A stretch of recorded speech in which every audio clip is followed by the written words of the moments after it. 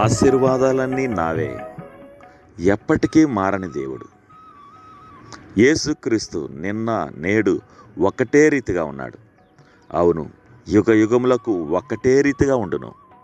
Hebrew 13:8.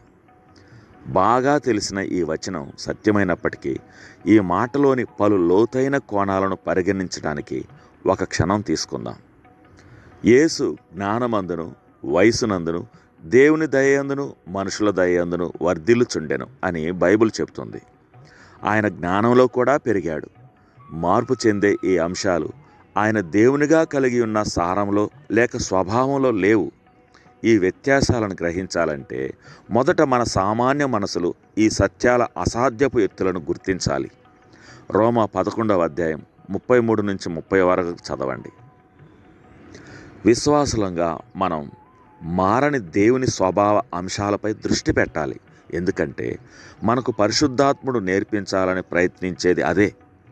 దేవునిగా ఆయన కలిగి ఉన్న లక్షణాల్లో మార్పు లేదు. యేసుక్రీస్తు తన ప్రధాన స్వభావం, సారం, వ్యక్తిత్వంలో మార్పు చెందనివాడు. మన రక్షణ నిమిత్తం ఆయన మానవ దేహధారణకు మారని వినమ్రునిగా మారాడు. ఇప్పుడు ఆయన మహిమపరచబడిన మానవ దేహంలో జీవిస్తున్నాడు. అయినా ఆయన జననం మానవ రూపంలో సంభవించిన శాశ్వత అవతారం. ఆయన పుట్టుకకు ముందు బెత్లెహేములో తన్ను కనపరుచుకున్న తీరుకు విభిన్నం. ఇంకా నేడు పరలోకంలో ఒక మనిషి, మహిమపరచబడిన మనిషి ఉన్నాడు. విశ్వాసులంగా ఆయనతో మనకున్న సంబంధంలో మార్పు లేదు. ఆయన శరీరానికి శిరస్సుగా, వధువు అయిన మనకు వరునిగా ఉన్నాడు. ఆయన వాగ్దానాల్లో నమ్మకస్తునిగా వైఫల్యం చెందడు. ఆయన మనలో నివాసముంటూ ఆ స్థానాన్ని వదిలిపెట్టడు. ఆయన మనల్ని తన వ్యక్తిగత బాధ్యతగా స్వీకరించాడు. ఆయన మనల్ని ఉపేక్షించడు.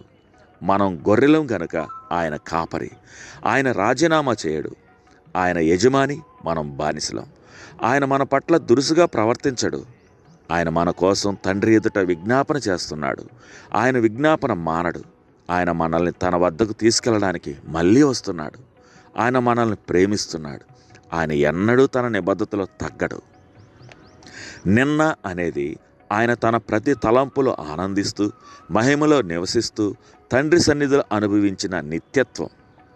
తరువాత నేడు అనేది ఆయన భూమి మీద మానవునిగా జీవించి ఆరోహణంతో పాటు ప్రస్తుత సమయాన్ని సూచిస్తుంది.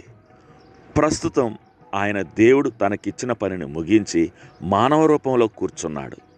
రేపు అనేది ఆయన తన సింహాసనం నుండి లేచి తండ్రి గడిలో సమస్తం ముగింపును సూచిస్తుంది.